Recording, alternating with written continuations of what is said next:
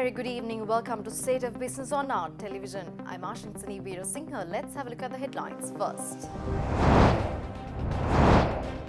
New dates for the GCE Advanced Level and Grade 5 Scholarship Examinations announced.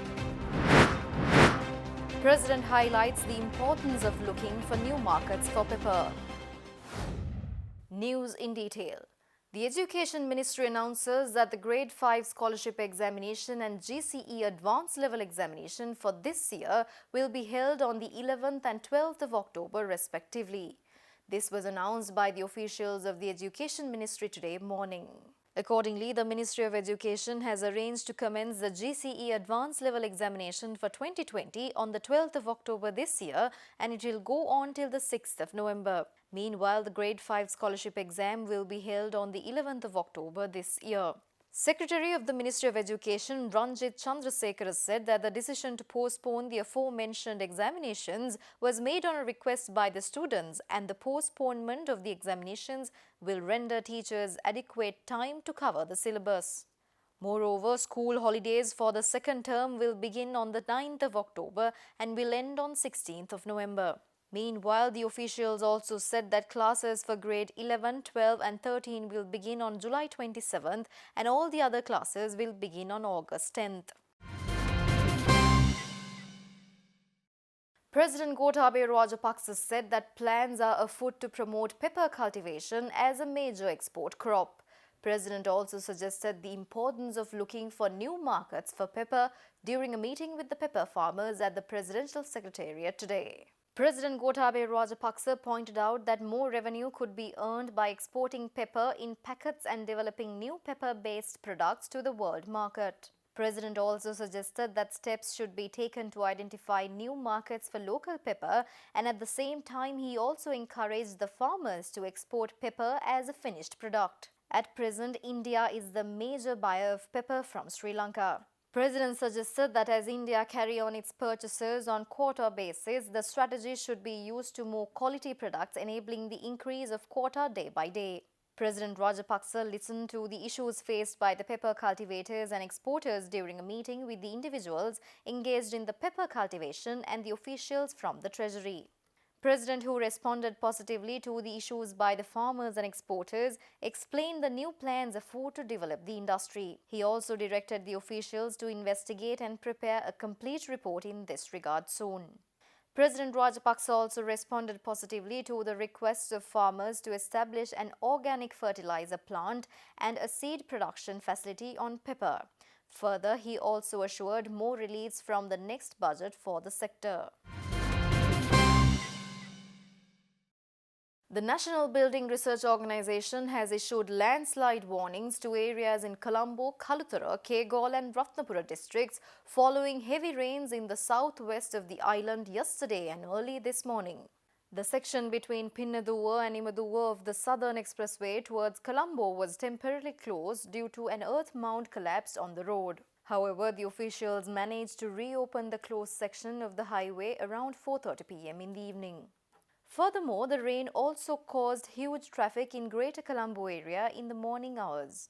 In the meantime, the Department of Meteorology in its weather forecast for tomorrow says that showers or thunder showers will occur at times in western, Sabaragamuwa, central, southern and northwestern provinces.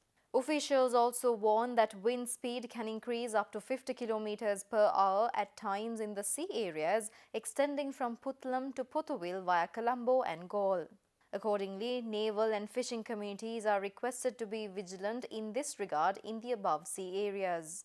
They also request the general public to take adequate precautions to minimize damages caused by lightning activity and localized strong winds during thunder showers. Meanwhile, MBRO issued landslide warnings for Seethawaka in the Colombo district, Bulat Sinhala, Walallavita and Palindanuwara in Kalutara, Dehiyovita in Kegalle district and Kuruvita and Ehaliyakoda in the Ratnapura district. NBRO also stated that since these areas received rainfall in excess of 100 millimeters during the past 24-hour period, the residents in the area should be vigilant for safety measures if the rain continues within coming hours.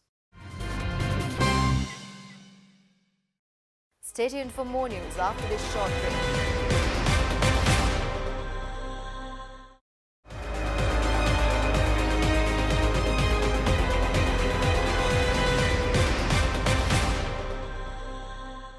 Welcome back after the break.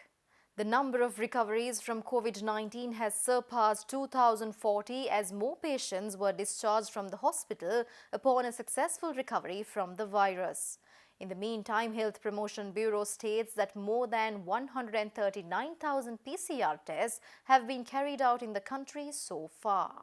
Accordingly, 20 COVID-19 patients were detected from the country yesterday. Thus, 4 associates of the inmates of Kandakad Rehabilitation Centre, 2 returnees from India, 2 returnees from United Arab Emirates, 3 persons who arrived to Sri Lanka from Qatar and 9 arrivals from Saudi Arabia have contracted the virus yesterday. Moreover, as of 5 p.m. today, 4 new cases of novel coronavirus have been detected, bringing the total number of confirmed cases reported in Sri Lanka to 2,728. The 4 new cases include 3 returnees from Saudi Arabia who were in quarantine and a resident of Rajangania who is a close contact of a COVID-19 positive patient from the Kandakad Rehabilitation Centre. Accordingly, a total of 675 patients infected with the virus are currently under medical care, while the total number of recoveries has climbed to 2,041.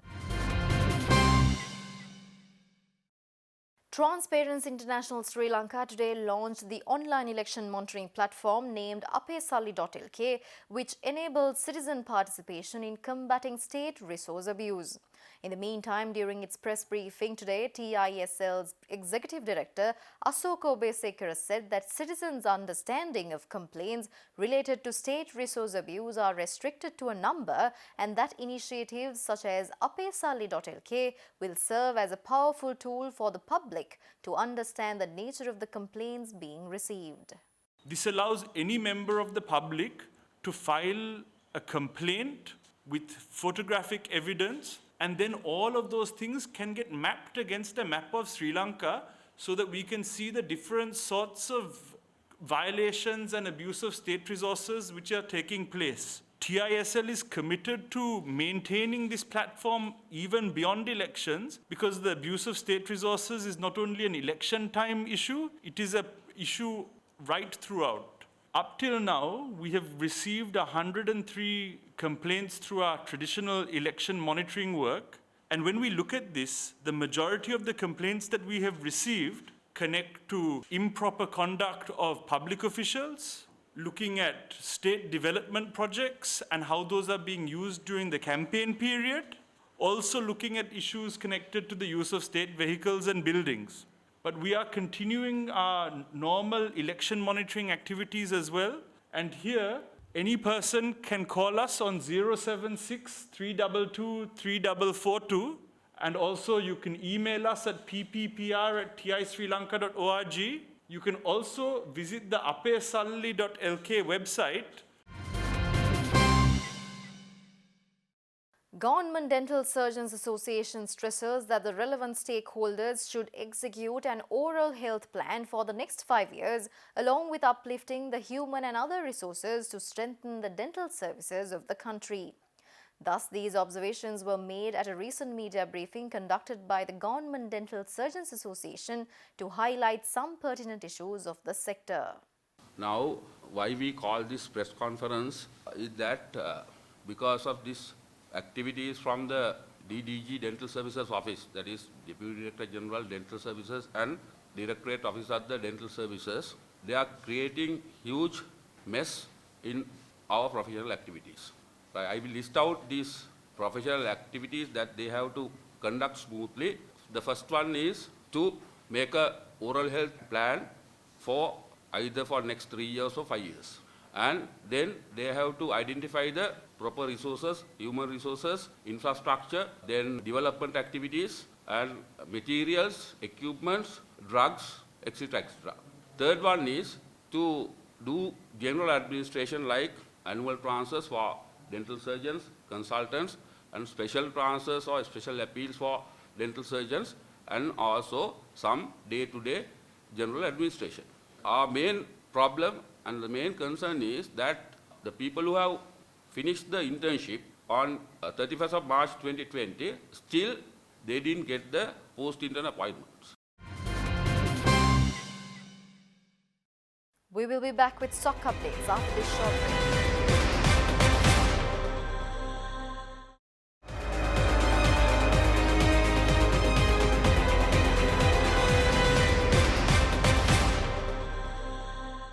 Welcome back after the break. The trading at Colombo Stock Exchange ended on a positive note today.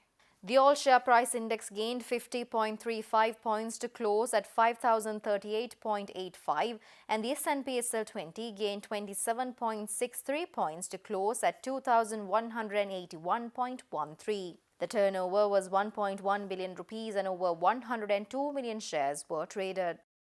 Up next are forex rates.